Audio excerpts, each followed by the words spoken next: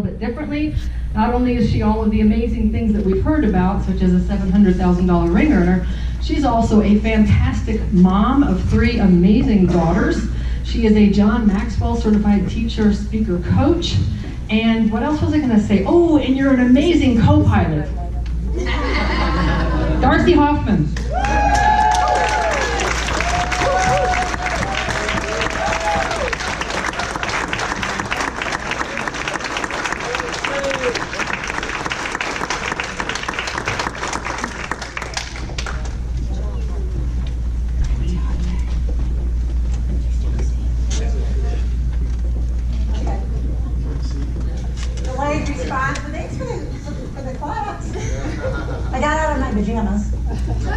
So we are going to get into it today.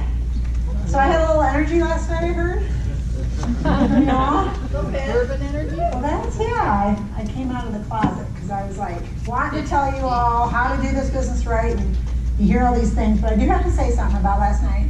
I am not against the PBR by Brian Crothers, just so we heard that right. I'm against saying that's the only way. You know what I'm saying? Yes. Because we in this room right here, we have all these people that have done different ways, and that was my point. So I'm for the idea, and it works for him, and that's awesome. So whatever works for you, that's awesome. I'm so excited that you have found the tool or the way that works for you in sharing, because we need to share more. But so just so we understand that. So I heard Darcy say, Brian, you're terrible. I didn't say that. Saying, just PBR. So okay. Today, I'm going to talk to you about disrupting you. We're going to get messy with you and all that. And so in the disrupt you thing, this is literally the thing that I work on the most when I work with people in our team. Because if I don't disrupt you, then you aren't going to grow into the person you're meant to be. My family, we work on this more than anything as people, individually. We work on disrupting ourselves. So it starts with me. I'm disrupting me all the time in every area. So we're talking the way we're talking about the way I eat, the way I live, the choices I make, the way I think, the way I talk, the way I do business, the way I plan, the way I prioritize, the way I time management. We're talking emotional management, everything, okay? All those kind of things are elements of what makes me my best self. And so that's what disrupting you is about. We use this with, I've disrupted people that are at $40,000 income, that I've worked with an individual to help him own a business and get past all this thinking. He didn't have any confidence, this, that, and it doesn't have to be a legal shield, okay? So this individual was at 40 years old, doing a personal, what is it called, John? PT? Personal trainer? Nope, the other PT. Physical therapy. Physical therapy. Physical therapy. He wanted to own his own physical therapy, so, but he was always taught he's a loser, you'll never do it, you'll never own a business, all this kind of stuff. So we had to work on what I'm going to teach you with him. So, and I did site selection and all this business stuff with him as well, but bottom line, his first year in business, he made $500,000. By 6 years, 1.2 million. So a 40-year-old, $40,000 a year salary person can be disrupted, okay? And that's what I want to do. I want to take you from where you're at to where you need to be. Everybody excited? Yes. Well, I'm actually not going to do it. You're going to do the work. I'm just going to lead the way. So let's get started. All right, everybody has the same window of opportunity, right? Yes. So what's going on? So if you believe in the service that we offer, stand up. How many people believe in the service that we offer? All right, stay standing if you believe that the service is a benefit to you. Stay standing if you believe that the service that we offer is a benefit to others. Oh, okay. Stay standing if you've been to trainings and ED boot camps and this boot camp and that boot camp and this Super Saturday and that Super Saturday to learn the how-tos. So you've learned the how-tos, like, three-way call, and you're supposed to do this, you're supposed to do that, PBR, whatever. Okay, you've learned the how-tos. All right, stay standing if you're having the success you desire.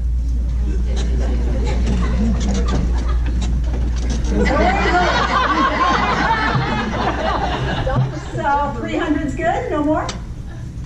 No, but you're actually having the success they desired. So that's where it's at, because it isn't about reaching 700 or whatever. It's about living the life that you want to live, so that they actually are.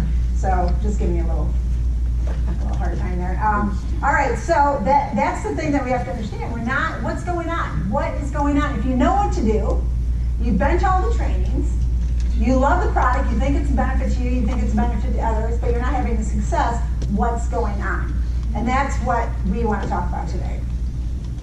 All right, there's 2 questions to ask every leader when I'm working with people. And I can just simply go into an organization and I can ask these 2 questions and I can know whether or not you're going to be successful or not. Not 3 questions, just 2 questions. The first one is, what are you doing to grow yourself? Now this question here seems a little selfish, but it's based on a principle that if you can't fix you, what do you have to offer anybody else? We have to start with you. You know the verse that says, love the Lord your God with all your heart, soul, and strength, and love your as yourself. So if I don't love myself, can I love my neighbor? Because I'm loving my neighbor as myself. So if I can't grow myself, can I grow others? All right, so that's why it starts with you and it starts today. The second question is, what are you doing to grow others? Now this question is about duplication and multiplication, about compounding. The first question is about your foundation. Grow you so you have a foundation, that you are whole, complete, and lacking nothing. The second one is about what you can give to others, and that is for the purpose of compounding and multiplying. You know, and some people are like, what if we don't change at all and something magical just happens? What a concept. Look at the profit sign in the back there. They're a committee of people that are going to sit around and think about, stuff, I don't know. But nobody's doing anything. They don't have to change. No, the change is here. The change starts here. So we don't want to be that, because change, the evidence of change is growth. So that's what we're after. We're after growth. I can tell you that I can look the evidence of what you believe. I can spend a day with you and I can tell you exactly what you believe. Because the evidence of what you truly believe, I don't care what you say, and I'm going to go through that today, is seen in your daily habits. It's seen in what you're producing. That's what you believe. And we're going to unravel you and get to the core of how to change that, because you may even be fooling you. All right, so for things to change, we're going to have to do something. It's going to start with, what is the purpose of growth? All right, we all start out as a seed over here, a seed. And think of this as the process of your life. And the end result of you, your seed, of you being born, you put on planet Earth, is for you to produce something, apples in this case. Okay, so the seed is where you started. So the purpose of the seed is to produce a fruitful tree. Okay, so you were born to be fruitful and then to multiply. Now the seed thing here, the seed in the beginning, comes over here, the purpose being to be fruitful, right? Well, the concept of this, when you look at this, and oh yeah, I know what that is, but do you realize this tree was inside of the seed? Boom. So when the seed started, the tree was in it. So all we're doing here today is taking the seed, which is what you were born with. You were born as a seed and then it multiplied, right? And as we go through your life to become fruitful, it is already inside you. Everything that we're going to learn today is already in you. You just don't agree with it yet. You literally have everything in you. Just like the seed. The seed wasn't like coming along, here it is, oh my gosh, you got to go to Lowe's and pick up some bark. Oh, I need some twigs, I need some leaves or something like that. It just started coming out of it because it was in it. The seed has everything. The end is in the beginning. So your end, your full potential, is literally inside of you. And when you think about that, that's kind of like blow your mind stuff, but it is true. So understand that God did everything that a thing is supposed to be inside of itself. So we're going to dig inside of you. So your potential is not ahead of you, it's literally trapped inside of you. Your potential is not ahead of you, it is trapped inside of you. So I have some seeds here. Okay, see, what kind of seed is this? Tomato seed. Potential of tomato seed is to do what? Grow tomatoes. If these tomato seeds sat on that table for the next 10 years, is the potential still in the seed? Yes. Is the purpose of the seed to create tomatoes still there? Yes. So it can do the thing, right? What is the problem with this seed sitting on this table? It's trapped inside the bag, it's a good thing. Your potential is trapped inside your head. All right, it's also in the wrong environment. How many of you are in the wrong environment? So this environment, sitting a phenomenal seed that has potential to have a tomato grow out of it, to feed. How many people had salsa today? Thank you, seeds. Thank you for the ones that grew, that were planted, that produced a tomato, that made me have salsa with my taco, right? Yay. But if somebody didn't understand what was inside the seed and sat it there, wrong environment, never grew a tomato, we'd never have salsa. And that'd be a bummer for us, right? Yeah. So the purpose of a seed is to give the fruit that's inside the seed out so people can benefit outside of yourself. So someone is starving for what you have locked inside you.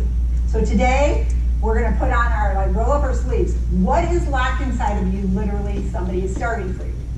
Let's say you're afraid of making a presentation, afraid of talking to somebody, afraid of making that call. Well, that person on the other side of the table that you're going to present to, the other side of the phone that you're going to call, is possibly starving like Lorna. Okay, Lorna's being talked to, but nobody presented her the service. And she was starving for an opportunity because things weren't working out financially for her, and nobody gave Lorna the fruit. They didn't feed you with this opportunity or this membership. Okay, I owned a small business. I owned a chain of tanning spas. I had embezzlement, I had landlord problems, long story there. Everything you can imagine. Did anyone come see me about this service? No. Cost me tens of thousands of dollars. I was starving for your fruit. Wow. What is your fruit? Your fruit is a presentation to me. Because I'm out there and I don't know about this service. I don't know about this opportunity. So we need to get with it today and break down anything that's separating us from releasing our fruit. That's the purpose of today. All right? All right.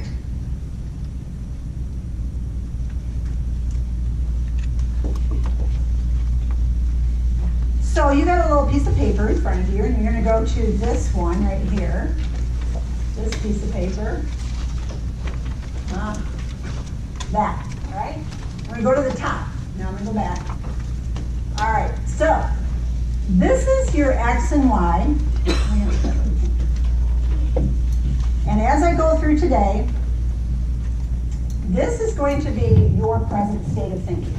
As you see here, present state, you were born, and then this is where you're at today, and we're going to go through a lot to unravel why you're where you're at today, but the evidence of what you believe is seen in your X. This is what you believe right now. This is everything that's ever been taught to you, programmed, everything that you believe, how you were raised, coaches that said words to you, words that are in your head. Every kind of programming that you have gotten since birth is produce your present state, which is X. Your potential is this, it's Y. All right, so the question is, why is there a gap? What is going on in between here? If you have the potential to create the seed, but whether it's the wrong environment or wrong thinking or wrong cultivation, all those kind of things, it's not being produced. So the whole day, X is your present state of thinking, what you have right now, and Y is where we're headed. Okay, so everybody got that? Now, we call this Disrupt You because like Airbnb, the founder of Airbnb, when they looked at the Airbnb industry, the hotel industry, billion-dollar hotel industry, this one founder looks at this industry that everybody's making $1 billion and he says, there's a better way. So he turns he creates Airbnb, and potential was released, opportunity was released, wealth was created, right? All right, same thing happened. The founder of Uber looks at the taxi industry. It's been around, it's been doing that same thing for year after year, for decade after decade, taxis, that's all we knew, right? We go to a city, you have to call a taxi, and then be like, where's a taxi? And then you're looking in the yellow pages, or you're online. Where did I, it was so complicated. And then somebody said, is there a better way? Disrupted it, went a different direction, opportunity was released, potential was grown, and massive wealth was made in Uber. Harlan Stone Cyber looked at the legal industry after he had his accident, looked at the whole legal industry that was not accessible or affordable, and he said, what is going on with that? Is there a better way?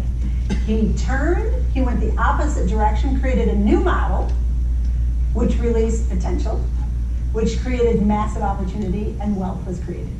And we're all here in this room as a participant. Well, today, you're gonna look at yourself, you're gonna look at your present state, and you're gonna ask yourself, is there a better way? You're gonna turn from everything you've known, everything you've believed, everything you've thought, that is not getting you where you wanna go, and we're gonna turn and find out how you're gonna create a new model, how you're gonna create more opportunity, how you're gonna release potential so wealth can be created. Yes. Who's excited for that? All right, so everybody understands to dig in is the key here, because we have to, like, really, if we want this, we have to fight for it. Okay, so we're going from X to Y. Right now, I want you to write down your present state. So write down wherever you are. You can, and this can be health, weight, debt, you know, how much debt you have and how much you want to have. It's your potential. It can be your net worth. It can be your position in Legal Shield. It can be your yearly income in Legal Shield. What is your present, your position? What is your present state? And what is your potential? Have you been a director for 5 years? That's your present state.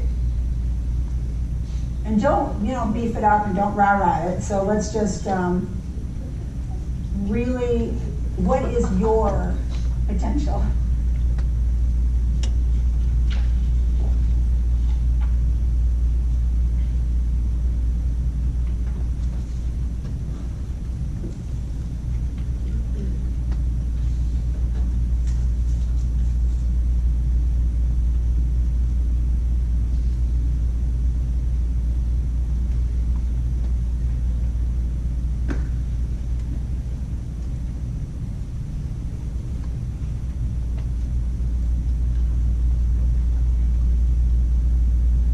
Example of what we're doing, just to give you a little more help. See that? That's my daughter's business. And that is a kitchen. She goes into a house, she looks at the house, present state. There's present state, right? So she looks at that and says, how can that be better? What is the potential? Oh, what? And oh, geez. Where do I pick faces? And there's the potential. Again, here is present state. Here is potential. Wow. That's what she does. So that's what we're doing to you today. Here's your present state. All right? That's good. And there's her potential. She knocked out a wall, put it in the ceiling. Is that amazing or what? Yeah. Made $70,000 in this house. Sold before it went on the market. Nice. That's what she's doing. Of course, she was raised in this family to think possibilities, right? Potential. And so there's an example of what Brittany is doing, our middle daughter. All right, so everybody got that? Yep. All right. So the next question, how do you break out of? I mean, it's on your worksheet. So now that we say, here's our present state, this is where we want to go, how do you break out? 3 phases. First, you're going to increase your awareness. How many people have a smartphone? All right, if you have a smartphone, stand up. Smartphone people. All right, if you have a smartphone and you text on your smartphone, stay standing. If you use it to make phone calls, stay standing. If you use it for Facebook, stay standing. Okay? If you buy stock on it, stay standing. If you transfer funds from one bank account to another, stay standing. No. If there was a no in anyone, okay, sit down. What's another thing that you do with it? Do you shop? Do you shop on your phone? Stay standing. So there's some shopper. Cameron, what do you do? Take videos. Okay. Anybody else? Curlins? Take photos. Okay, that's kind of what everybody does. What's something different that you do that you don't think anybody else is doing? Facebook. Okay, FaceTime. Do you FaceTime? Live Facebook.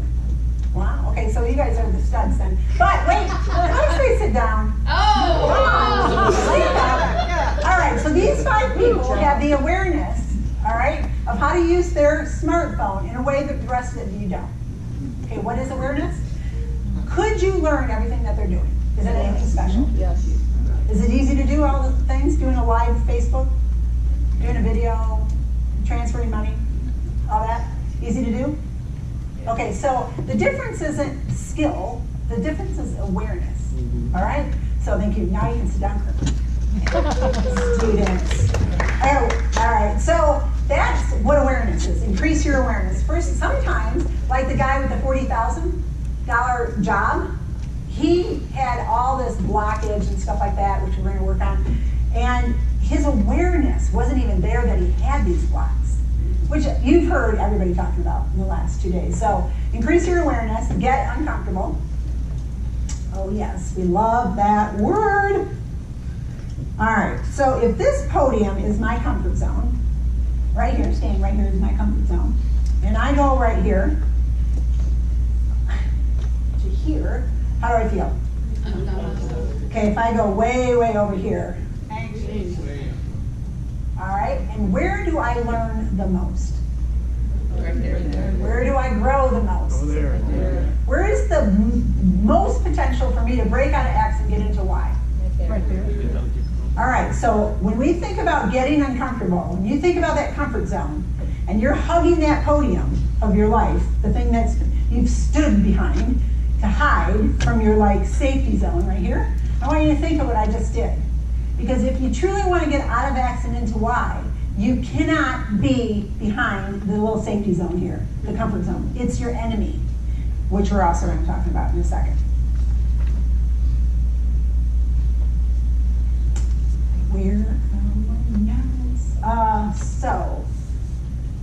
Okay, get uncomfortable. There we are. And the next one. Create new normals. So many times I see people that are like, oh, I'm going to this seminar and it's so great and I learned this. I want you to change the way you think. I want you to say to yourself, it's not what I learned, even at this event. It's what I apply, and it makes it a literal new way that I live. You are looking for a new lifestyle, a new normal, it's going to be a process, but at the other end of the process, the why that we're looking for, it's a way of life. You don't think about it. It's natural. It's normal. It's how you are. It's who you are. That's what we're after. That's the why we're after. Not like trying to do something for a week and then it fades away. Because that is not a new normal, everyone. That's just a motivational speech that you got excited about for a couple of days and then it waned off. All right, that's not change. Okay, change is permanent, and that's what we're after.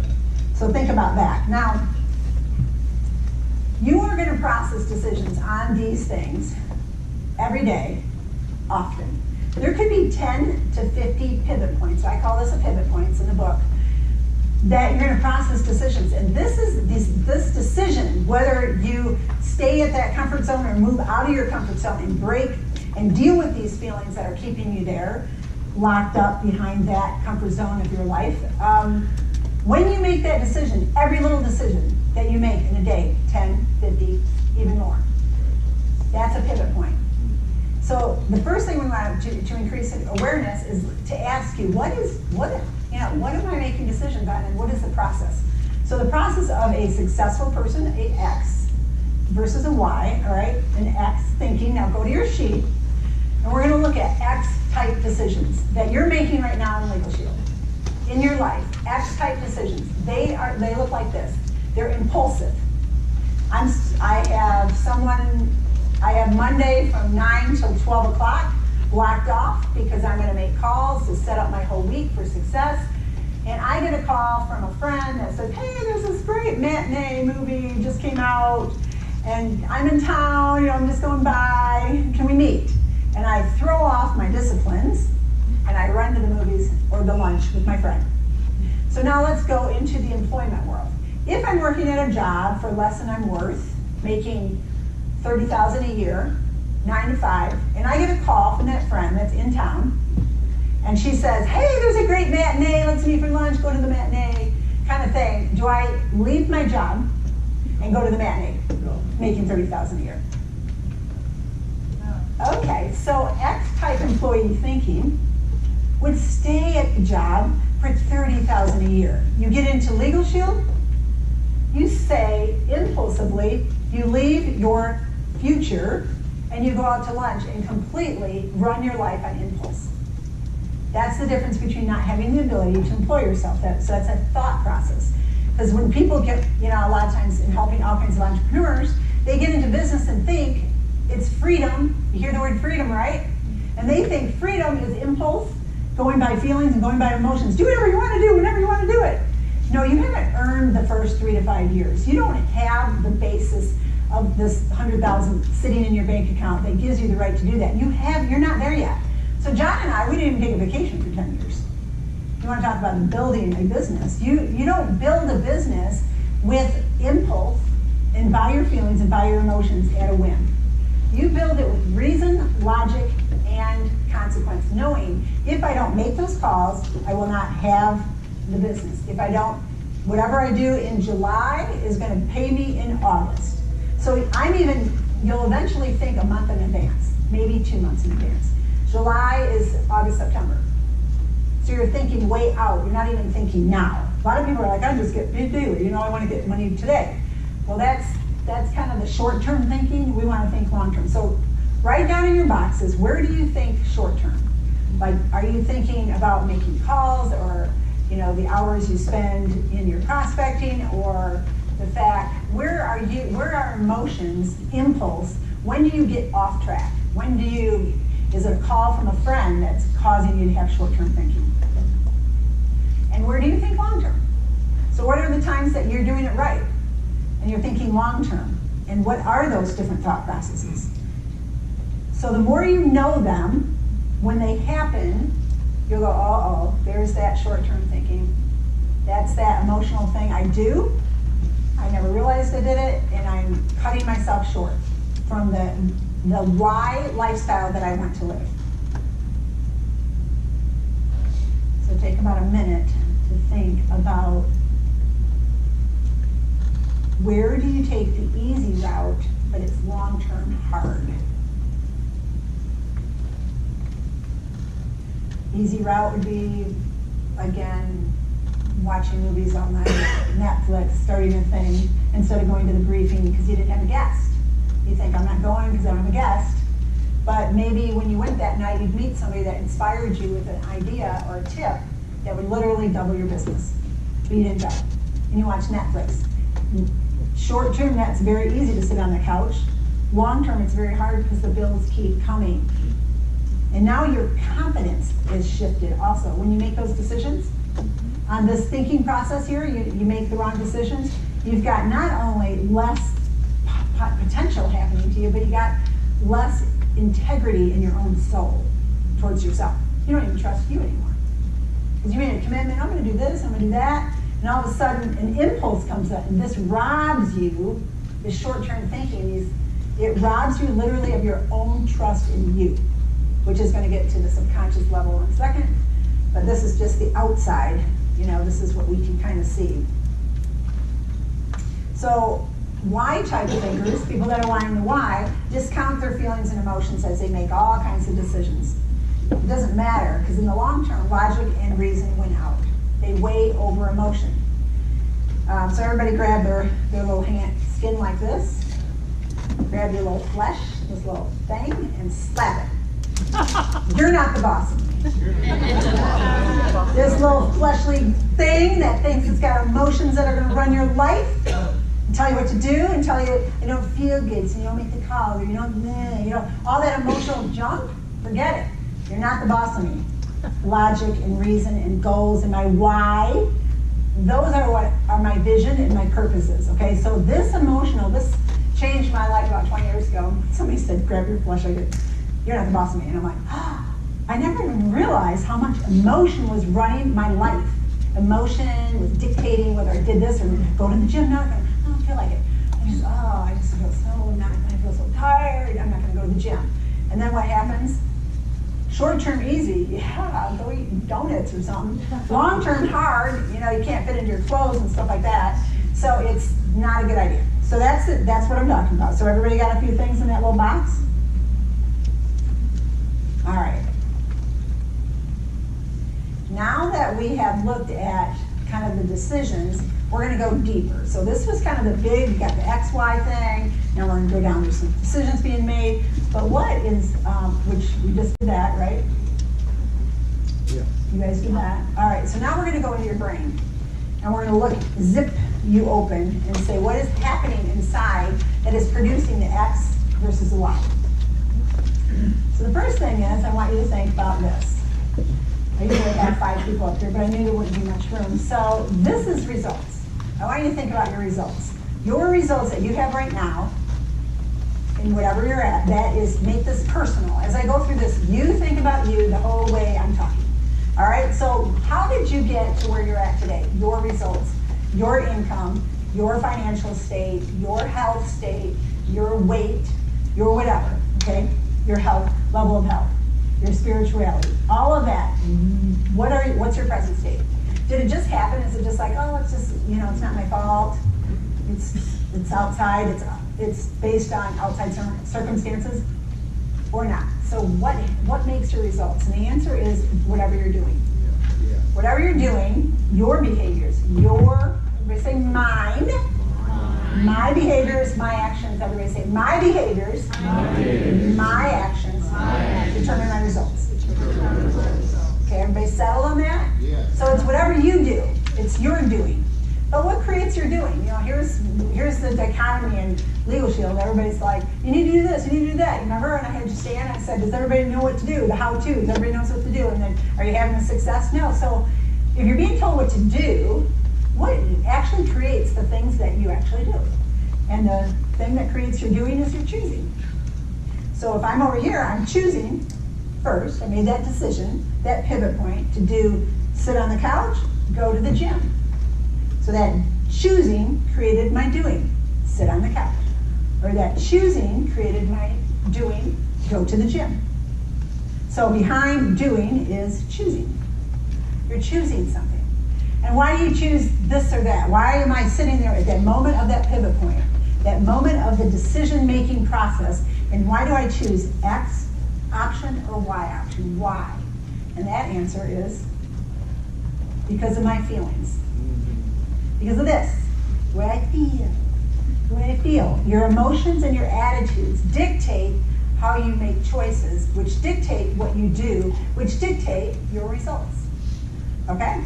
So where do feelings and emotions and attitudes, where does all that come from? And all that comes from the source of my feelings. The reason I feel the way I do is because of my thinking. So my thinking, the way I was programmed, my belief system. So the 40,000-year-old salary guy that never thought he could ever own a business because he was told by his dad he was a loser. His programming and beliefs is what I started working on. All right? So I had to work on those to change his feelings about himself. And then he chose differently. And then he did things differently. And his results were his success. Now, going to thinking here, so if this is our thinking, where does the thinking come from? So I'm going to imagine you're standing up here. Here's your mind, and I just opened you up, right? So I'm going to take thinking, and I'm going to go over here to when you were born. So we're going to go back a couple years. You're right here, and you're born, and you're in an environment that's teaching you this. And I'm going to prove it to you. All right? So you're born, And by the age of 5, where do they send you? And from 5 until 18 years old, you go to school. You're getting programmed. And they're programming you from 5 to 18 years old to go where? To go through high school and to graduate so you can go to college. Next 4 to 6 years to 8 years, something like that. All right, you're being programmed to get a job. That's what they've been teaching you, right? So you get a job because a job will give you security. Oh. All right, so is that working? This is the last 40 years, everyone. According to the U.S. median household, that means 2 people could be in that household, income has grown from 1975 to $48,000 to a whopping $53,000 average median household income in America. U.S. Census, 2016, I think, 14, okay? Do you see a straight line there? What do you think? They have told you to believe in this. They have told you this is the way, everybody. Get that job, get that education. Do you know why they told you to get an education? Sorry for the professors in the room. But there's really good things to learn in school too. But the system was created by Andrew Carnegie because he needed you all to be a rat on a wheel to work in his factories, pump out the millions and billions and billions so they could sit up there and make money off of you being an employee, and they trained you to be an employee. Do you realize that? You've been duped. It makes you mad. It makes Don and I mad, I know that.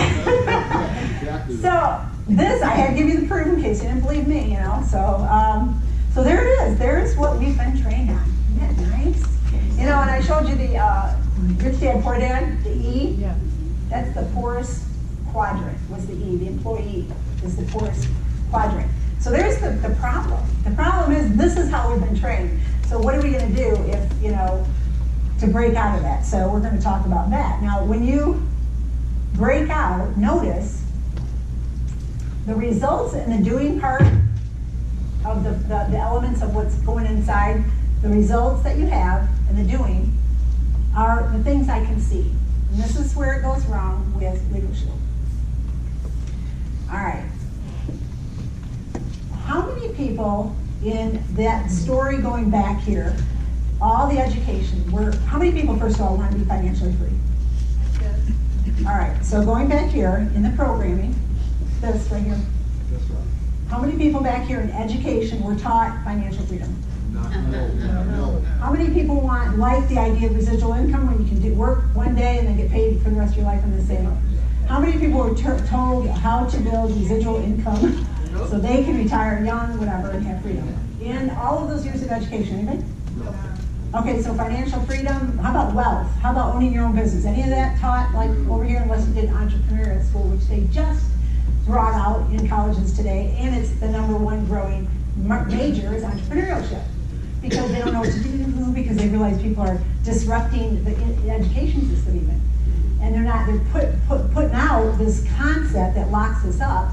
So now you come in, you bring somebody into Legal Shield, all right? And you forget about all this mess that they've been taught their whole life, including your life, right? So you're the mess too, for now. And so what you do is you get somebody and they say, Rhonda, you just need to make more calls. You need to do more. You need to do more. You need to do more. And they keep focusing on the doing because they can see it. I can see your doing. I can see your. But what I can't see are these 3 things down here. How she's thinking, feeling, or choosing. That's internal. That's inside. So what people in Legal Shield do is they focus on the thinking. They focus on the doing part. Where did I put that? Everybody say, oh, there it is. Okay. Let me go back to this so I can have this up. All right. So let me give you some examples of what I mean so it's practical for you. Somebody has results, low results. I'm a coach. You all want to learn how to coach a high-performance team? Darcy Hoffman cannot make a presentation. First month, barely could sell 5 using the consumer folder. Hard to sell 5. Do you know what the reason was? She went to the same 5 people all month.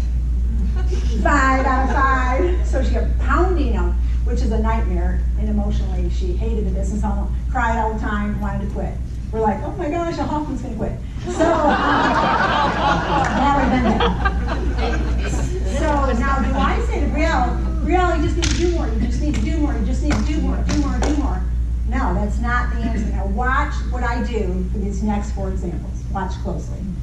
When you have a problem with yourself or your team and they're not producing the result that you want, you don't go to the doing, you go to the thinking.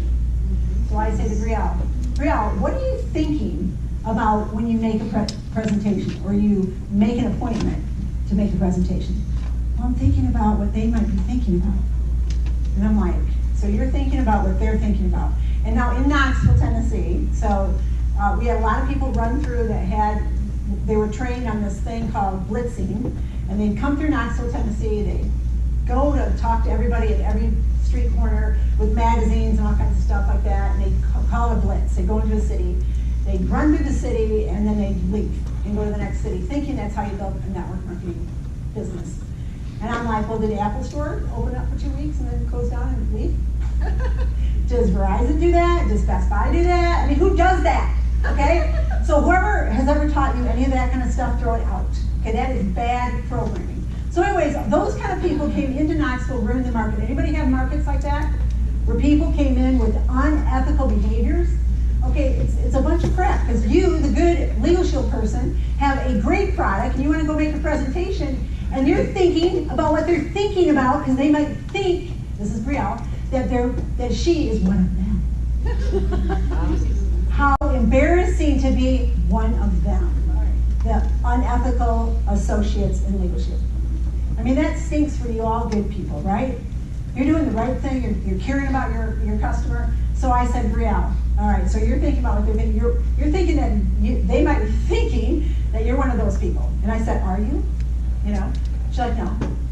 And I said, so you're not. And I said, if you don't make the presentation to them, are they going to know about the value of the product? No.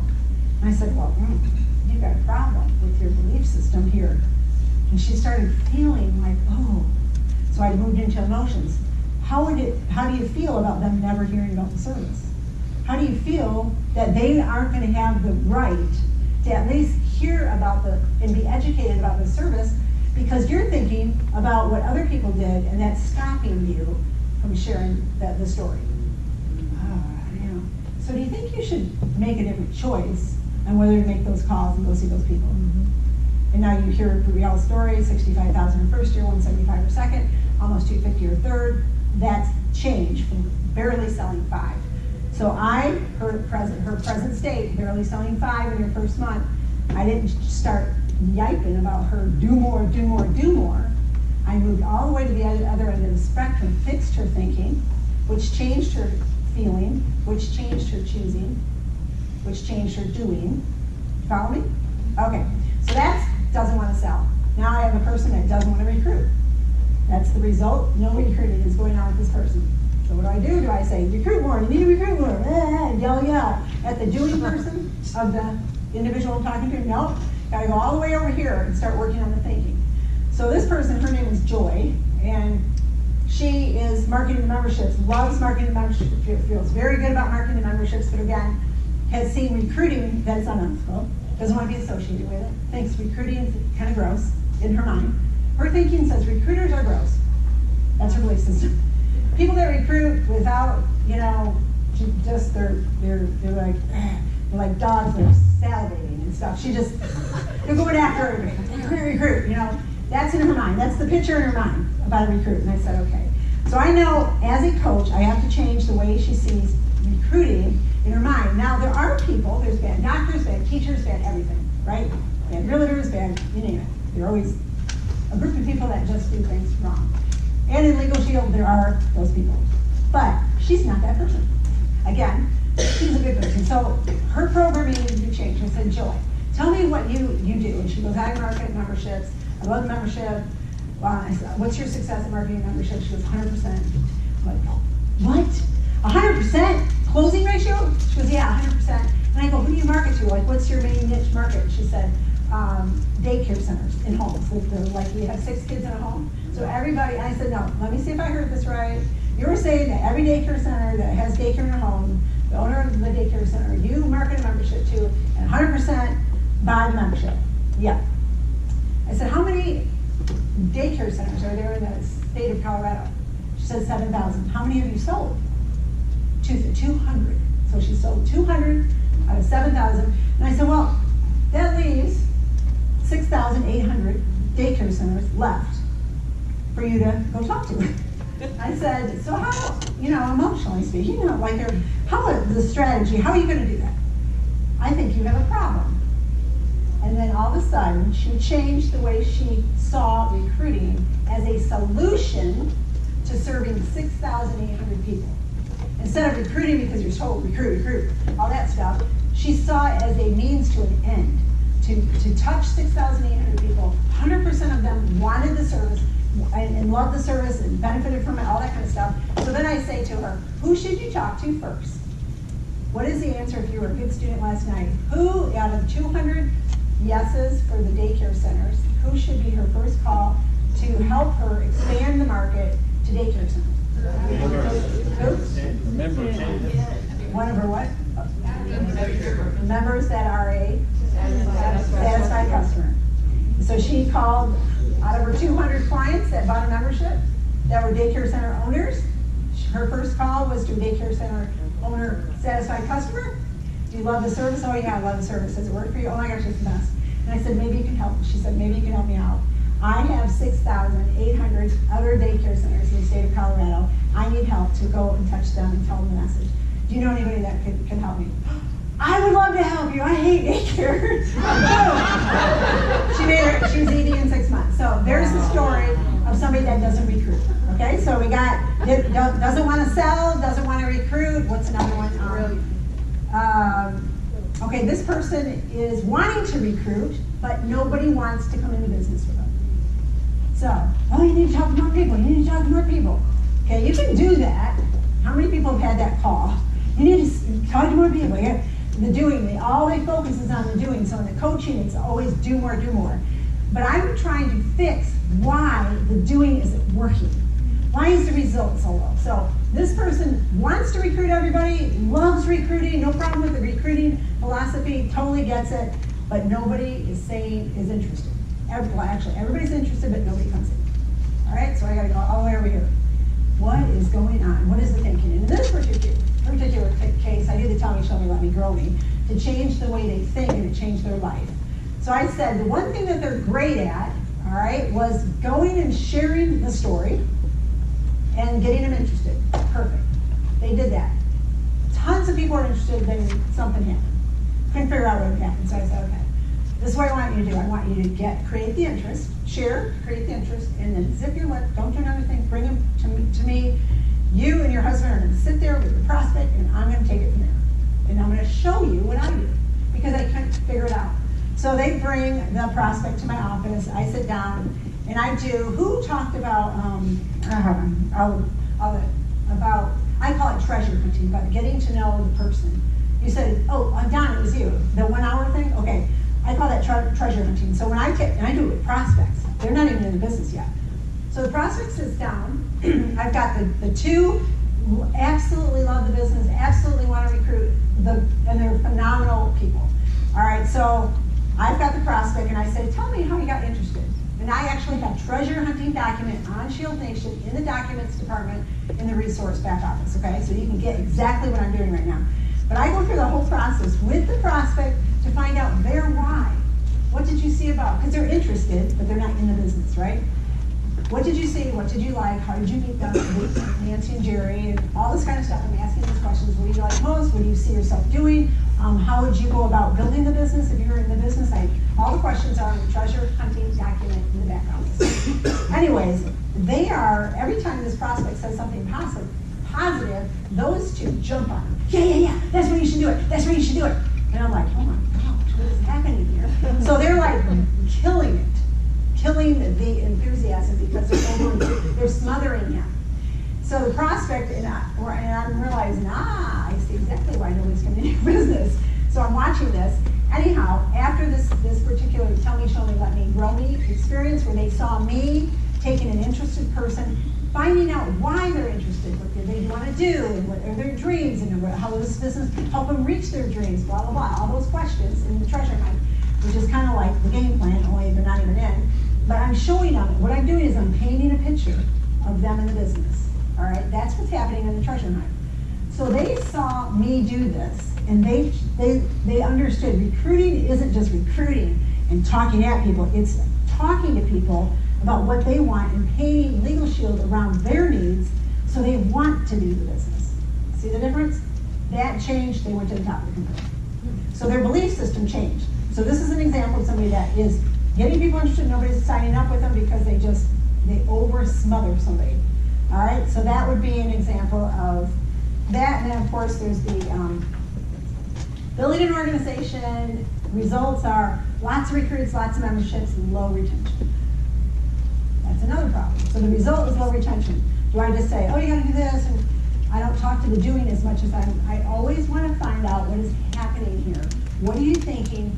Because in your thinking, you think it's recruit and sell, but there's no satisfied customer philosophy, which you learned yesterday.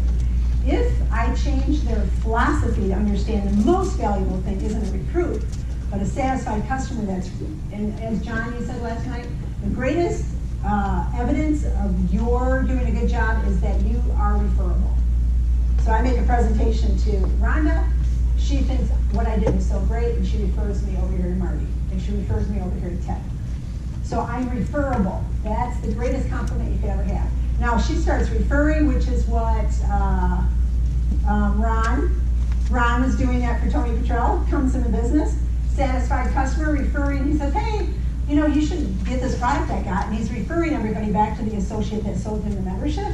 And finally, his lightning fast mind says, why don't I get in the business? So he was a satisfied customer that was referring. So there's an example of how if you're thinking wrong about retention, or your results are wrong, you go back to the thinking. So everybody got that? Yes.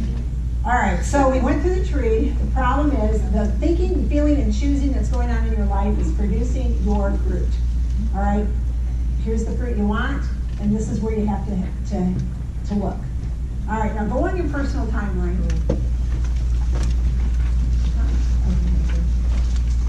And what you want to do here is you just want to put,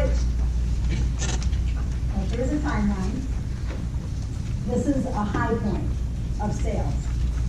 And what was going on? Okay, so it was June 2016. I made ED 3 times that year. June to July. So June to whatever. I mean, ED. And then low point is I had 0 sales for 6 months.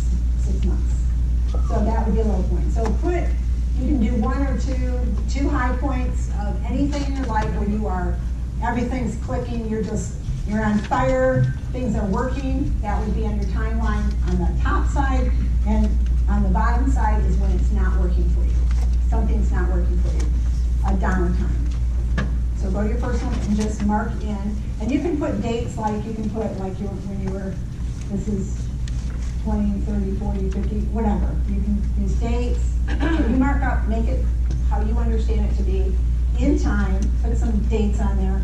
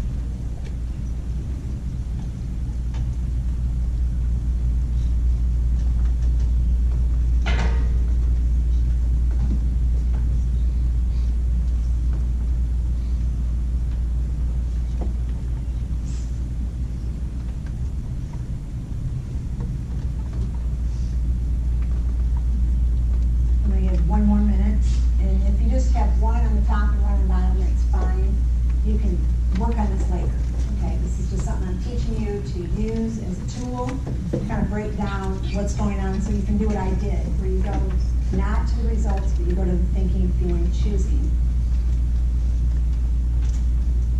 So 30 seconds more.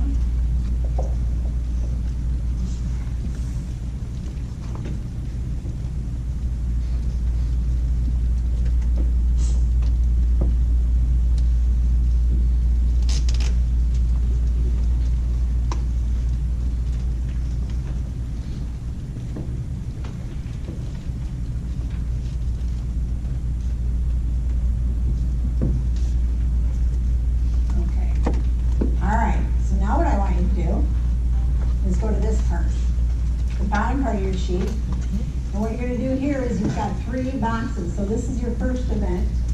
If you got 2 events or 3 events on the top of your timeline, see that timeline right there? Mm-hmm. All right, so up here, E equals your event.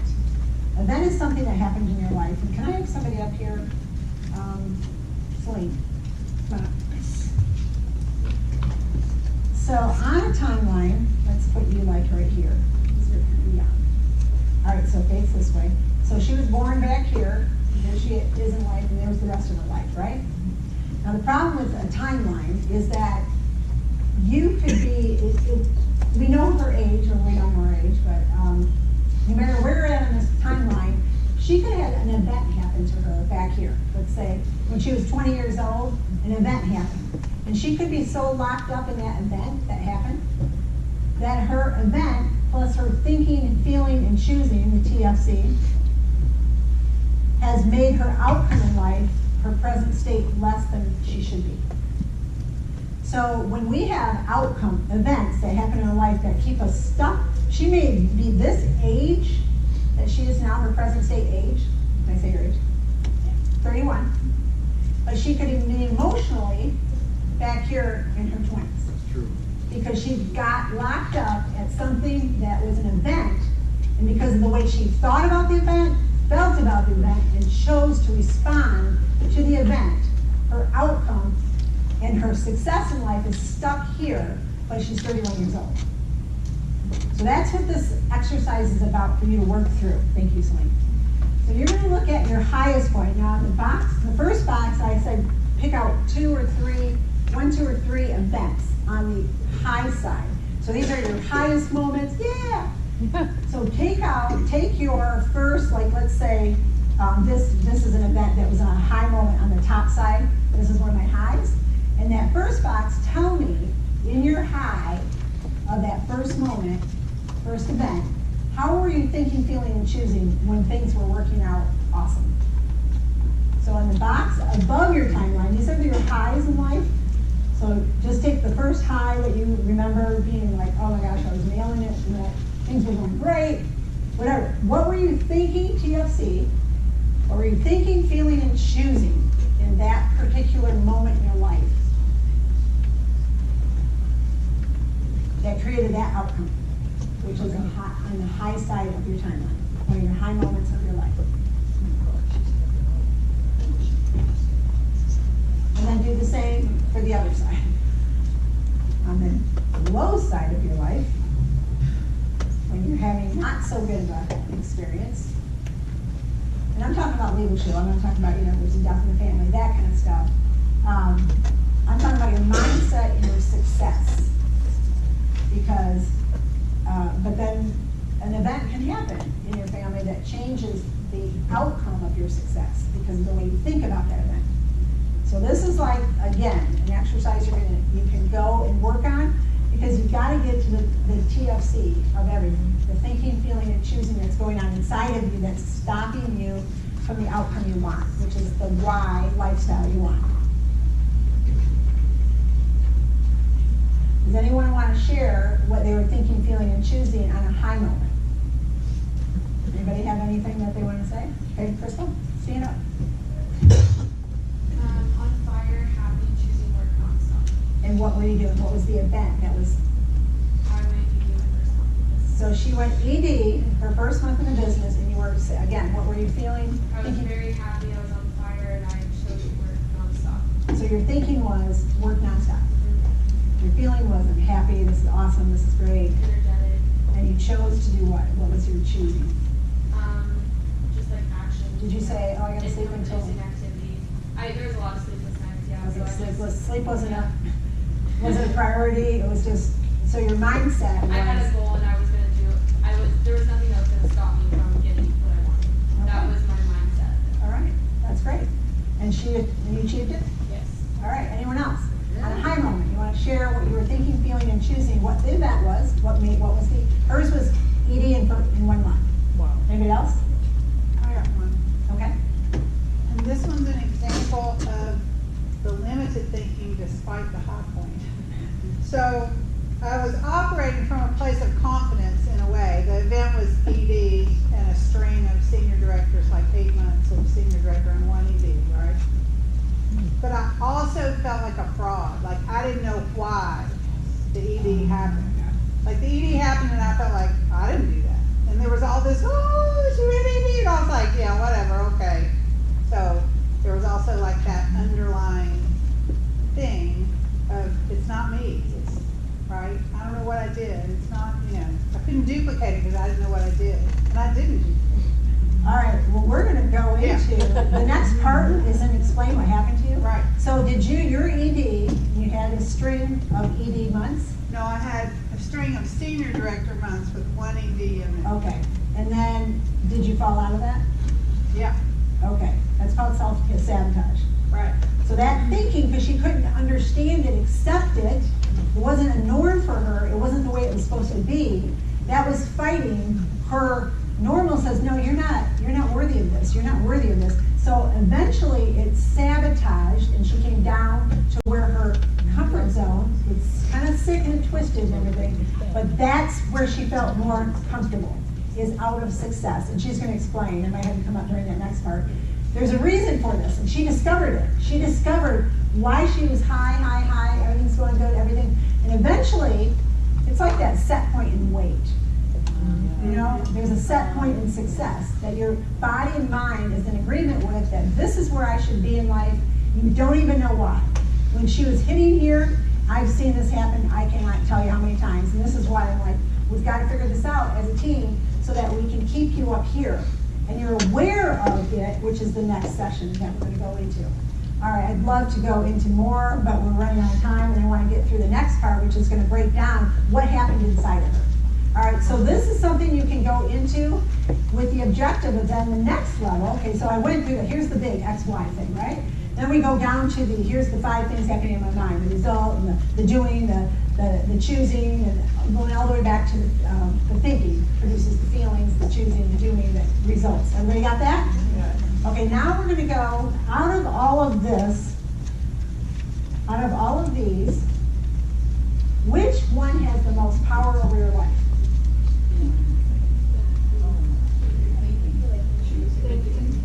Because whatsoever a man thinketh in his heart, so is he. So now we're going to talk about the thinking part. So we went from the big, huge vision of going from X to Y, down to the 5 things that are happening in your brain, to the one that's the most powerful of all, and that is the way we think. Okay? And notice how whatever a man thinks in his heart, which is your heart, is your subconscious mind. It's not even this mind. Everybody thinks it's this that they have to. I'm talking about changing this. Because that's what sabotaged Lynn, which we're going to use your story. Okay, is that okay? All right, so she was in the mind, I'm an ED, but why should I be? I should be. And eventually, it manifested into the subconscious mind, took control over again in her life, and boom, there she's out of that incredible streak of success. All right, when I go through this, the little guy up there, the mind, is always, every time you see the little guy, the brain, it's the conscious mind. 10% of everything that we do is based on our conscious mind. Our subconscious mind is what's running our lives. So how do we get the subconscious mind to think success programming? All right. What happened to you your whole life, like I showed you, with this was taught to you. And see those 5 arrows? Those 5 arrows are the 5 senses. What we see on TV, what we hear on the radio and songs, and from people that speak death to us our whole life, or wrong philosophies to us. That's the seeing. What are the 5 senses? Seeing, feeling, Taste, touching, And okay, all those 5 senses. I think we're missing. So all that comes into our brain, and over time, repetitively over time, that X programming is pushing into the subconscious. Day after day, month after month, year after year, the same kind of thoughts. You're talking to yourself, that's the worst kind. There's more self-talk going on based on the talk that you were given, the treatment that you were given. And going back to, I forgot this part, I usually have 5 people standing up for posters. You know the results guy? And it goes all the way back to the thinking person, the 5 postcards, okay. Here's the biggest problem of all. If, literally, shoot. Okay, can you remember those 5? The first one was the thinking. If a person is taught X thinking, how do they feel? X. They feel X. And if they have X feeling, X thinking, how do they choose? Yes. And if they have X feeling, X thinking, X choosing, what do? X type things, and they get what kind of results? Okay, so you get X kind of results when you have that whole chain of X stuff going in you, right? So when I have X type results, what happens next is this problem, that the repetitive, so the X type results are gonna run back to the X type thinking and say, see, this is who you are. See the results that you're getting? See that thinking? See that feeling? See? And they're gonna talk to you, okay? Because you got X results, and X results are gonna eventually, now when you went from here to here on your results, X was like, see, that's who you are. See, chill. Now you're like, comfort, but it's weird, you don't wanna be there, right? Okay, so it's something kind of crazy going on inside of us. But that repetition is over time, and then when you have the result that agrees with the X thinking, feeling, choosing, it validates it. And this validation, folks, has been going on for possibly decades in your life. Validating you on nonsense. You're way above this, and you know it. How many of you know there's more potential in you than you've seen? You all know this. Okay, but the thing is, we haven't really been trained on how to break out of it. So what's happening, watch these things that are happening. All right, so from birth to present state, we want to break that gap, and so that we can learn 4 stages I'm going to teach you. And the 4 stages, write these down in your notes. There's 4 stages, I'm going to tell you what they are, and I'm going to go through them. One is comfort zone. You have this comfort zone. The second thing is a reasoning things going on in your head. Reasoning, when something's presented to you to break out of your comfort zone, you reason with it. The third thing is conflict and terror. And the 4th stage is a new normal. So how do we get from a comfort zone? Could you repeat that one more time, please? It's comfort zone, and it'll be up here, but I'm just, we're gonna go through each 4 of the 4. So, like the first one is, I think it's comfort zone. So there's comfort zone. But I'm kind of telling you, and then we're gonna start at the beginning. Comfort zone, then you go through a reasoning, kind of your mind's reasoning. You were in reasoning, Lynn, when you said, I don't even feel like, this can't be right. Right. Reasoning was happening for you. She was in the reasoning state, like reasoning, why is she an ED when she doesn't? You're not an ED. So this unconscious mind was telling this conscious mind opposite of what your reality was. I didn't do it. Yeah, you didn't do it, you don't I say didn't put it all all in those the things. All right, and then then you go through conflict stage, and then you hit your new normal. So that's conflict and terror happens, which we have to pass through. And let's go back to the beginning. So comfort zone. Comfort zone is when your X habits, your thinking, and your subconscious is all chill. It's a coffee. We're in agreement. Everything's cool. All right. That is the comfort zone. The comfort zone is all your thoughts and feelings and emotions are in harmony with your present state.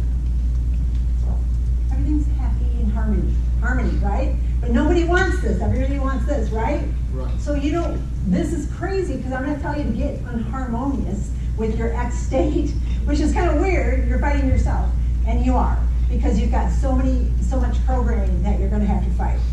So we already went through the comfort zone thing.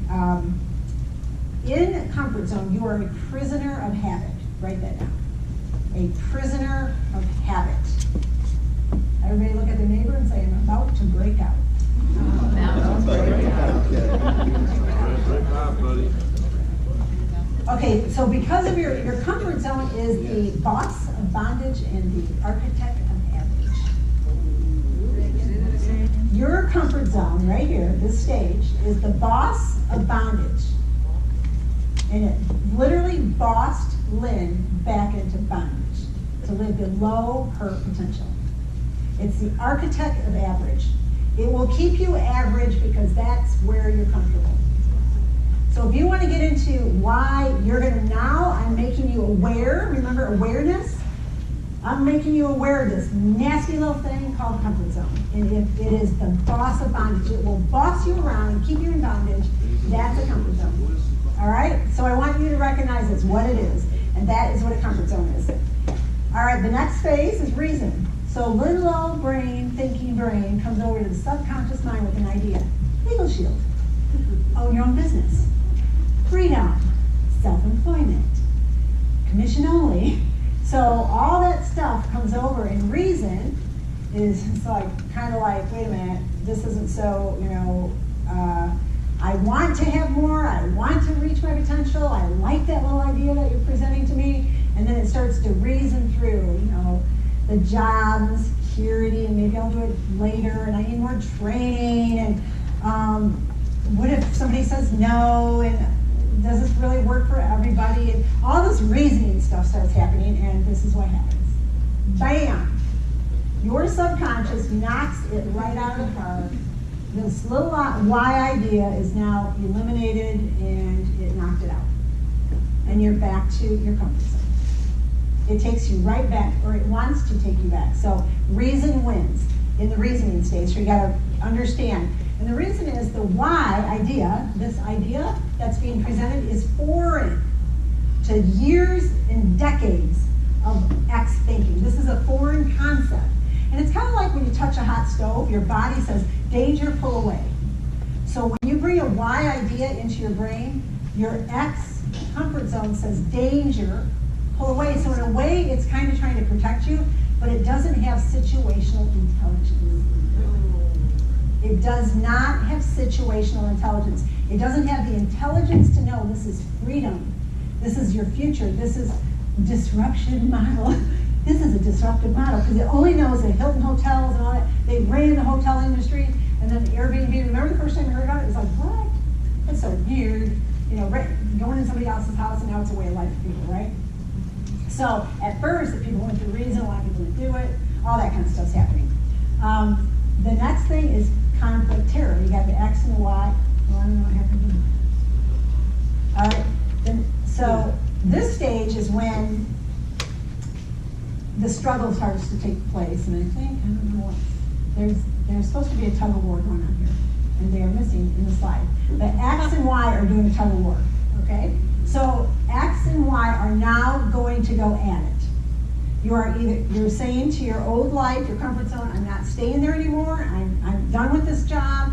But what happens in the conflict terror part, think of it as a tug of war.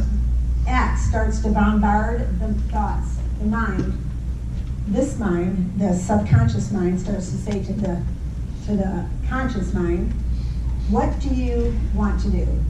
What do you think is happening here? You're not an entrepreneur. You know nothing about business. Why would anyone listen to you? You've never owned a business. You can't even speak. Where's your experience? Come on. You can't do this. You can't even get someone to a meeting. You want to lead, you can't even lead yourself. What's wrong with what you already have? Be happy where you're at. Isn't it enough? You have so much more you have so much more security in a job. Your boss isn't that bad after all. Shouldn't you be happy for where you're at now? That's what's going to talk to you. All these thoughts, this struggle is happening because the subconscious is trying to protect you. Like the hot hand. And so this is where your survival, why survival, is tested. All those years that X has run your life, this is the point, and this is what happened to you, Lynn. This why wasn't big enough. This why, or you didn't understand what was happening is a better way. All right, so to be successful in overcoming the why over the X, you have to be fully aware of how the conscious and subconscious interact, which I just showed you. So the comfort zone, you're going to have this reasoning thing, which is what you were reasoning out. I didn't really do this, and pretty soon you literally you prophesied yourself into demise. And without knowledge, a person is trapped into continuing cycles of failure at this point where there's this. And what happens is you must eliminate X's fear, doubt, and unbelief. So the only way to win is this has to knock out all the lies coming out of X that are trying to talk to you to keep you in that comfort zone stage. So if a Y is a dream, all right, a desire or a dream, infused with only a few days, you go to a motivational seminar or a Nashville event that's coming up in a little while here, and then you go home, you're all excited at the event, you go home and this starts to happen. The XY struggle for placement. Are you going to live this way or are you going to go this way? Because you go back to your job. After the event, it's like, whoa, and then you go back to the job, and security, and you have to be there at a certain time, and all of a sudden this can fade away. So the struggle to keep this at top place in your mind must be a choice on a daily basis. And that is what's happening here. So what do you do? I'm going to give you a few things about breaking free from doubt and unbelief. And that would be get emotionally involved with the why. That's kind of what the why, what is your why? To be in this business, you got to get emotionally involved. Then feed on the possibilities. See it on the inside. All right, if I had all those from the thinking to the results, if you can't see it in your thinking, that poster, the thinking, if you can't see it in your mind, you're not going to see it in your results. If this is what you see over there, this is what you're going to see here. If you can't see this, so you have to feed on the possibility daily, write it all over, put little stickies in your card. You've got to make this everywhere. So if you don't see it on the inside, you're not going to see it on the outside. Think only on what is good, right, excellent, and praiseworthy, and a good report. What is good about this? You wanting to live at this new life. You've got to find out everything that is good about this and convince your inner self that this is a better way. Because it thinks that comfort zone's a better way, and you've got to show your inner self, your inner man, that this new potential is better for it. So you're almost like talking to the subconscious and knocking out the lies that are keeping you. And the way you do this is, I'm talking about taking all the why programming and you're constantly putting it into your mind, which will eventually over time, see how it eventually presses on that subconscious until that is now, through repetition, it becomes, and there should be little guys with wine. There's a heart, there's a little brain, and there's a little, I don't even know what's happening there, but the little heart and the little brain are now having wine, and they're celebrating getting it on. Okay? So that's how it ends, and that's our new normal. So see how that struggle has to happen. So now go to your last sheet, this one, right there. And so I want you to take what you just learned about comfort zone, reasoning, fear and terror, and ask yourself, in my present state, what did I think? And then take that thought, and so in your present state, I thought like this. What is that thought? And I'm going to use you, Lynn. I didn't do this. Well, then who did it? Wasn't you. Okay, and in your potential, how would you think differently? So in order for you to get to the why, okay, see the why and how you have to press it on your subconscious? It starts with you first being aware of how to think differently between the way you're thinking today and the way. So I want you to take the thought you think in your present state, and I want you to say, how would I have to think over here to reach my why potential? And then, once you get your list of what you think of this side that you haven't been thinking yet, and I can tell you this, your X, this X guy here, you cannot rely on X to process decisions for you if you want to go to Y. Because your X-type thinking is only gonna give you X type results. So you can't even trust your thinking right now. That's why we're doing this exercise of laying out what is your present state of processing. Think of a thing that's a roadblock. Maybe Brielle, she don't want to make a presentation. So that's your present thinking is, I don't want to make it because of the way people think. So that's it, that's keeping her at X, very low level of production. So what would a Y person think about? And a Y person would think, I need to make this presentation because they deserve to know about, and I can be trustworthy, I can be trusted, I have integrity, and I'm doing it for the right reasons. So now this Y thought is going to tell this X dumb thought, like they don't match up, and you're going to eventually think this way, and this is how she thinks. This eventually became a new normal. She knew, and I can remember, I said, okay, this is what, if you, and I'll take that even process of Brielle. I don't want to make a presentation because, or call somebody, and she stopped making calls and everything because of what they're going to think. And then she turned it into, I'm mission motivated, not commission motivated. I know my heart. I know what this has done for people and my family. I'm on a mission to make sure everybody hears about the presentation. So when rejection, for the people that have rejection issues, when Y's thought process was, if I make a presentation and they say no, yes, whatever, I can feel good about myself. Because I said, Brielle, if you know it's a good product for people and you fight to make that presentation, you educate them, did you do a good job? Can you celebrate you? Yes, that's a Y thinking, okay? So you have to change the X sabotage thinking, limitation thinking to Y. And so that's what, see all the X's and pushing it on your subconscious, and then the Y thoughts, pushing it on until that little X, I shouldn't have had an X there, I should have had a Y there. Okay, that's what you're doing though, but you're in the process of making this the way you are, the way you think, and it's natural, you're going to think about it. Just like brushing your teeth. Okay. So, spend some time on that. We got a few minutes. I'll give you a couple minutes on that, and then I want to hear what everybody says on those two comments.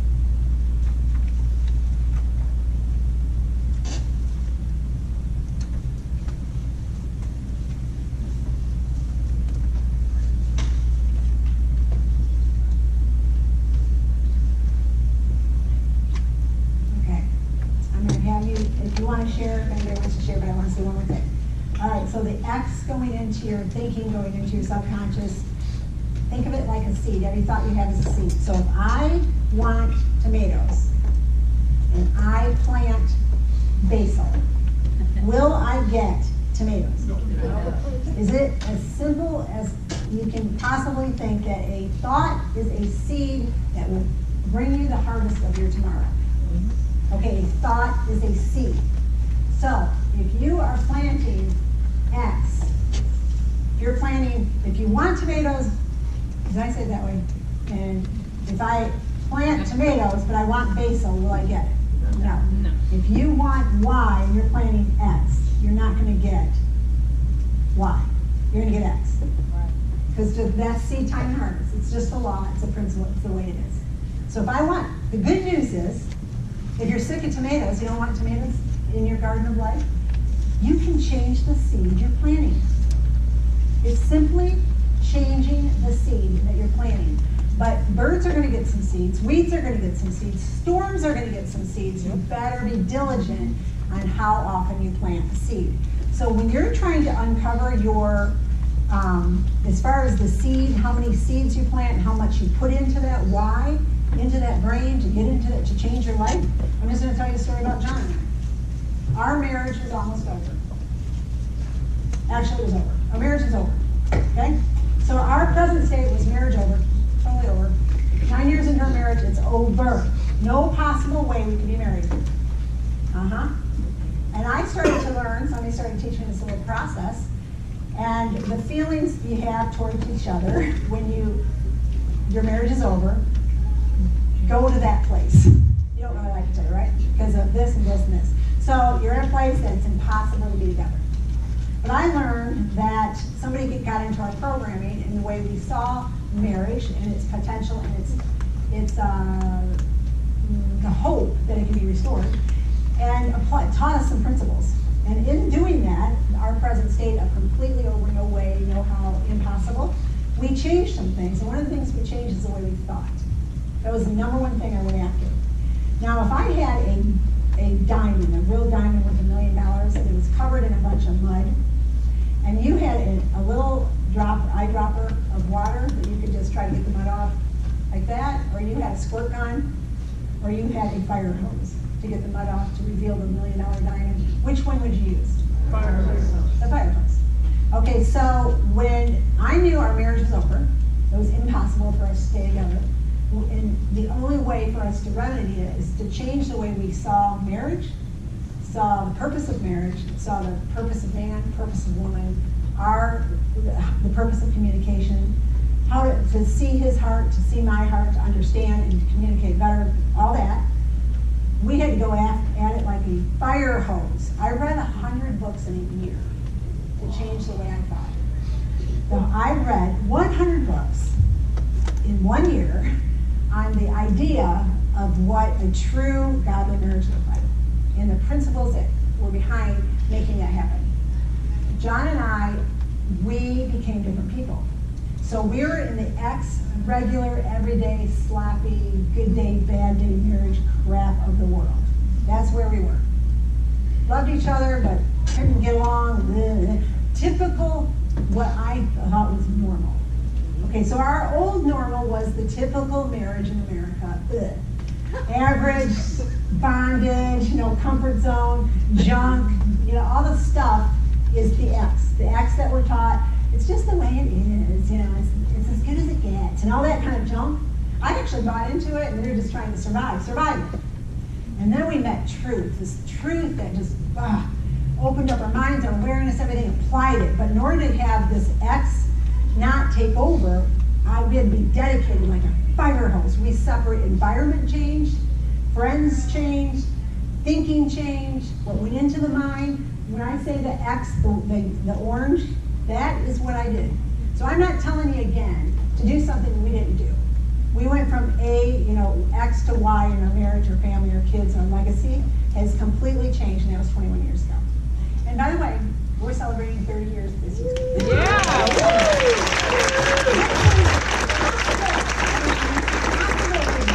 This is possible. It doesn't matter. We were in ICU about to die. Okay? Wow. And anything can happen. I don't care what your situation is. There is no excuse if you apply what I just taught you. So we have 46 seconds. Who wants to share something? I just shared mine on present state to potential. Is there anything, Lynn? So the present state was, you said, I didn't do this. That was part of it. But lower than that, like more behind the scene than that was, it's not safe to be too successful. Ooh. Like that. So that was the thinking that kept you over here. It's not safe to be too successful. Okay, and how would you have to think over here? So I can do this. I am a wildly successful entrepreneur. I give myself permission to be a wildly successful entrepreneur. My success makes a difference in the world and in my children's lives. Woo. Yeah. I can make empowered choices that create success every day. That's right. And I'm going to ask one other thing to give you, because those are, sometimes you can say, I'm saying this like a personal development, Yes. rah, I always say. Let me give you a fact, Yes. an actual truth. Is there a tree, okay, so what you're saying is, over here you weren't as, this said it's not safe, which means you became less fruitful. Right. But we know that we're born to be fruitful. We talked about that fruit thing. So I want you to think, is there a tree on earth that God created to grow halfway? So the fact that you're thinking and saying those things about you, Right. it isn't fabricated. It literally is true. So you have, because sometimes you can come up with something that you're saying that's like, no, you don't even believe it yourself. Right. Okay, this doesn't believe what you're saying here. Right. And so I want to say, you're not meant to grow halfway. That's right. You're meant to be whole, complete, and lacking nothing, because somebody out in the world needs what you have inside of you. Right. Every Yes, right. one of you. So there's the tree. And we have time for one more. I know I want to hear from every one of you. But John got in. So, one more? Okay. Anybody else? Go ahead. I want to share something. I'm trying to make it short as possible, but it was so much information and it's in alignment. I'm so sorry. My name is Miranda Chisholm, Monkey, Texas, background education. I've been on a journey, and it started last summer with my spiritual journey, and I started reading a book called Detours. I wrote all this down because it was in alignment with what you were saying. Detours taught me about roadblocks, and I shared detours with other ladies. We do like an online study. And from there, I learned about the armor of God, which helps me with the reason. You know, Yeah. the reason is standing firm, you know, about the truth, all that. So it helps me deal with those decisions that's telling me I can do better than what I'm doing. You know, I did everything everybody asked me to do. I went to college. I got the master's degree. I became a teacher. Now what? You know? Yeah. And so recently, we just read Discerning God's Voice. And because I read that, I had to make a discernment of coming here, because I wasn't going to come because I know I couldn't afford it. I still can't afford it. So, but I knew I was supposed to come. And so I was like, something you want me to hear, so I'm going to go. I don't want to fly, but I have to fly. And all that, but everything turned out well. I just shared with Lauren that her speak, whatever she said to me was in line. And I was like, I was supposed to hear that. And then when you spoke, it all came together, and I spoke to Alice. Like everything came together, like within this last hour, to let me know why I was supposed to be here.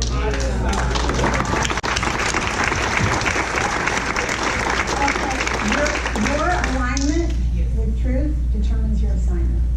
So now you're free to go and do the thing you're assigned to do. I'm about to break away. Yeah.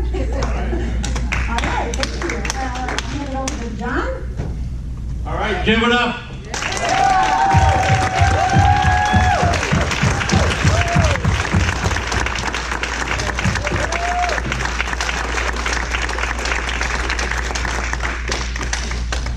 Miranda, it sounds like you were supposed to be here. It sounded like it. I wonder how I came up here. Was she the only one? How many of you were supposed to be here? If you're not sure, come see me. All right, I had a chance in Oklahoma City to see Darcy do that training in one of the breakouts early on the very first day. And I changed my schedule to see her do that same training again, I think 2 days later. So I saw this training twice, and I was like, Darcy, this has to happen at the Summer Blast. And it happened. I love how that worked. So fabulous job, Darcy. John Hoffman would like a few minutes to check in with you guys on something. So Mr. Hoffman, come on up, please.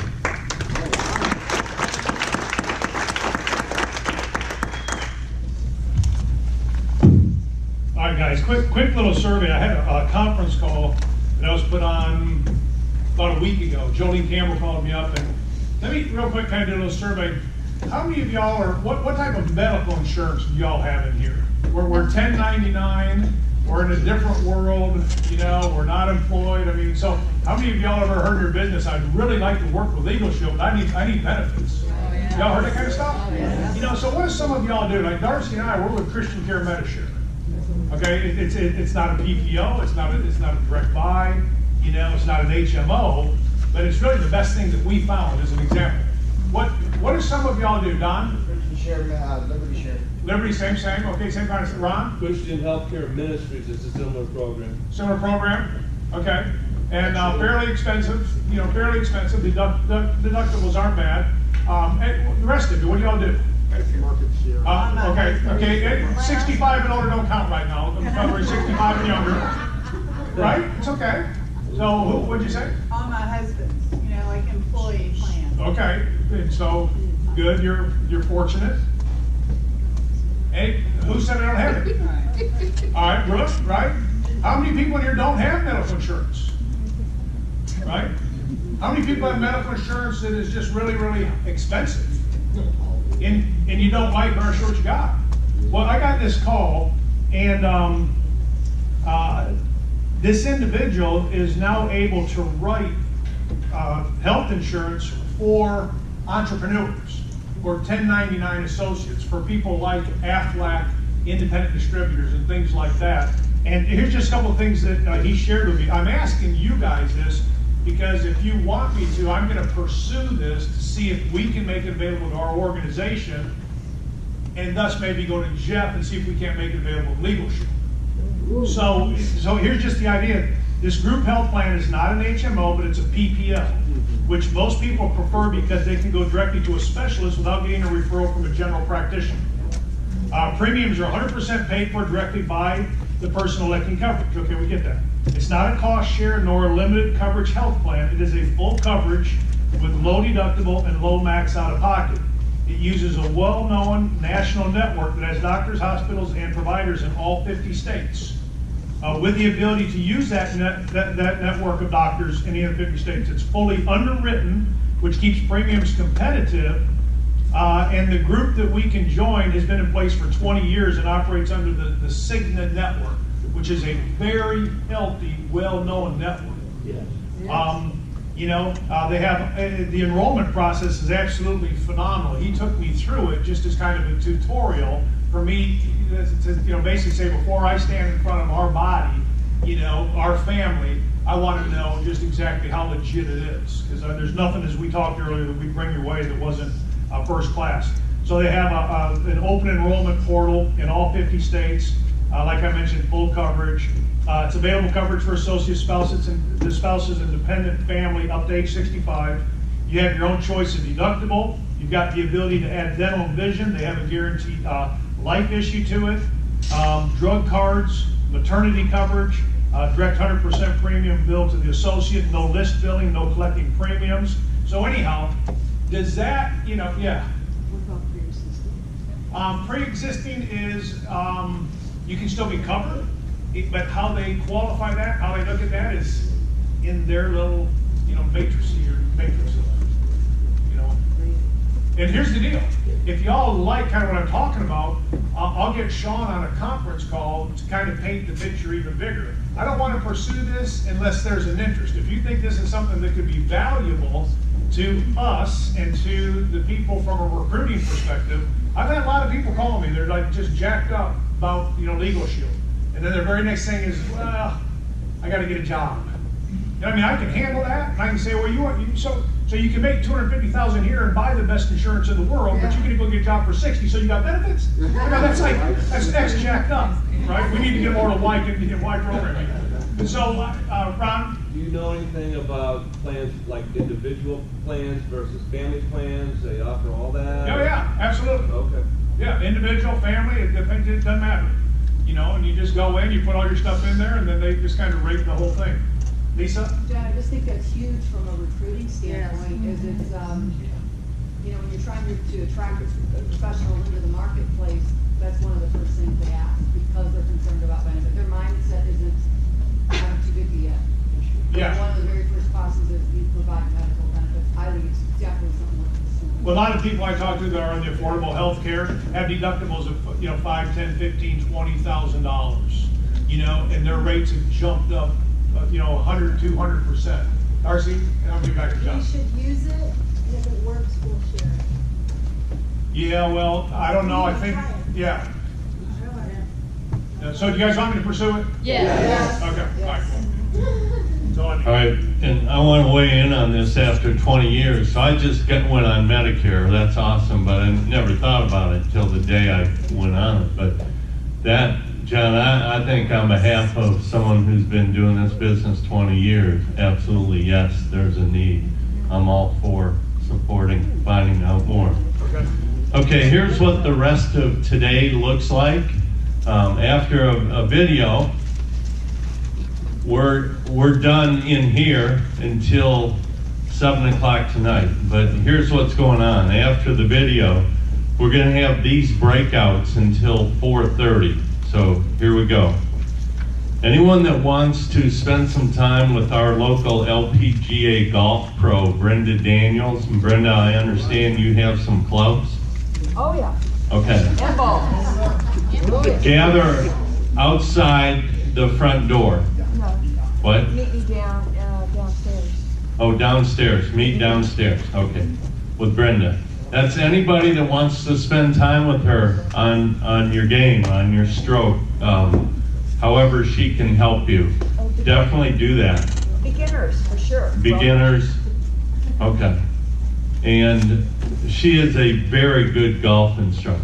So that's one. And as I go